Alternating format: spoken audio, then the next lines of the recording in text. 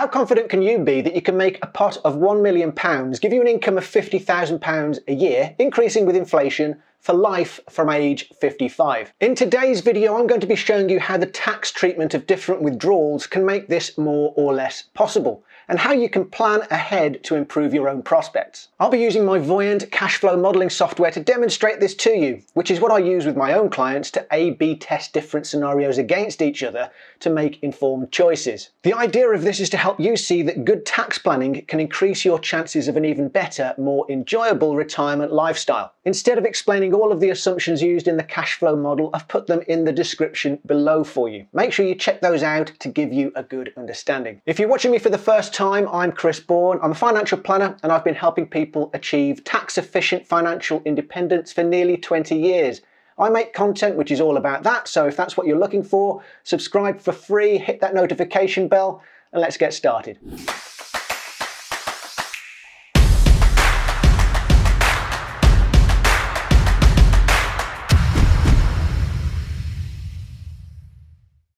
If your capital is to last throughout retirement, the most important thing is achieving enough growth. But if you have £1 million and you need £50,000 a year, how much growth do you need? The first instinct might be to think that 5% a year net of all costs would be enough, because 5% of 1 million is £50,000. That forgets a couple of important things though. One is inflation. 50k might be enough initially, but its spending power will reduce drastically over 20 years, so the withdrawal will need to increase. The second is tax. Depending on where you take your money from, the gross withdrawal you need to achieve £50,000 net will be much higher. This cash flow model illustrates the position you'd find yourself in if you had £1 million in a pension and you were to draw £50,000 a year from it starting at age 55, increasing by inflation, and you were getting an annual growth rate of 5% net. Each bar on this bar chart represents a year on the timeline. The left axis shows expenditure, so how much will be spent in each year. I'll explain that big spike in a bit, but where the chart is blue, that means there's enough income or capital available to meet your needs. Where it's red, that means there's a shortfall. Capital has run out. So we can see here that that's expected to happen at around age 81. The big factor in that, of course, is taxation. If you hold everything in a pension environment, you're able to take some tax-free lump sum, but the remainder will be subject to income tax. The tax chart illustrates that best. We can see by hovering over the chart what the projected tax will be in each year. So to now explain what this big spike is, that is the lifetime allowance charge at age 75. You might be saying though, hang on a second, the pension pot was only £1 million, which is below the lifetime allowance. So why is that charge being paid?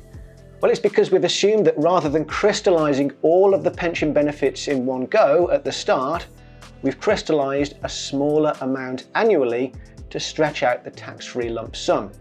That means the pot has continued to grow and you've ended up with benefits greater than the projected LTA at age 75. That does then beg the question though, would there be an advantage gained from crystallising and taking all of the tax-free lump sum at the start and transferring the remainder into Flexi-Access Drawdown? Well, this chart compares the two cash flow models side by side in terms of when the shortfall first appears. The original plan is here and the Flexi-Access option here. And you can see that although the big tax spike has been removed from the new plan, the difference in when capital runs out is pretty much the same, so no real advantage gained. That can be explained by looking at the tax chart comparison. Although the original plan has that big spike in the future, tax paid in the first 20 years is considerably less. If we just zoom in on the detail of one of those years, you can see that the tax paid is £8,000 or £9,000 less every year. So how can we improve the prospects of our money lasting longer in retirement? Well, quite simply by ensuring we hold money in different tax wrappers that allow us to utilise different allowances. The next model assumes that instead of all being held in a pension, the £1 million is equally split between pension, ISA, general investment account and offshore investment bond. Now I must provide a caveat here and say that building £1 million in those wrappers would be more difficult than building it in a pension, because you wouldn't receive tax relief on your contributions at the start. That means you'd need to have invested more to get to the same point. In order to simply demonstrate the difference though, let's assume all things are equal. And we can see on this comparison that there's a big difference in how long your money would last. The new plan is shown here, and it's telling us that the shortfall would now commence at age 92, an 11-year improvement. As you'll have guessed, it all comes down to tax. In the new plan, I've set taxable pension withdrawals to remain within the personal allowance, so no tax is paid, with a small amount of tax-free lump sum on top every year. I've then set GIA and bond withdrawals to their respective tax-efficient allowances, with the excess coming from the tax-free ISA.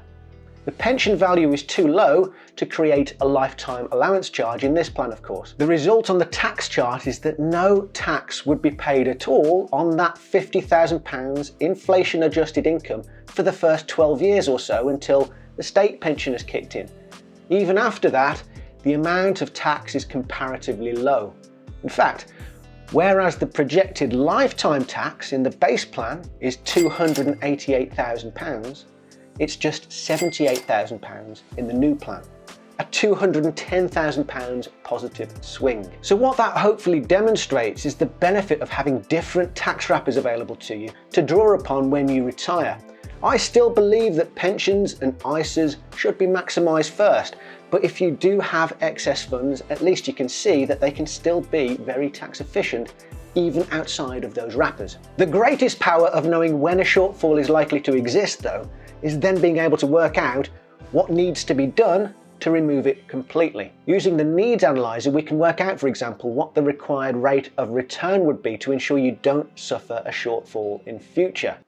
In the base plan, where all funds are held in the pension environment, we can see that the required rate of return from retirement would be 7.15% a year net. We can see that the required rate of return in what I've called the 4 buckets plan though is considerably less, at 5.54% net. This type of information allows you to give sensible consideration to things like what level of investment risk is required to reach a goal, and whether that's suitable and acceptable. If the amount of growth required isn't sustainable, then you can explore other options, such as how much part-time income would be required, or how much additional capital if you were looking to downsize your home perhaps. You'd also need to think about the impact of market events and volatility, and have a strategy to protect against those. But all of that is possible with proper financial planning and cash flow modelling.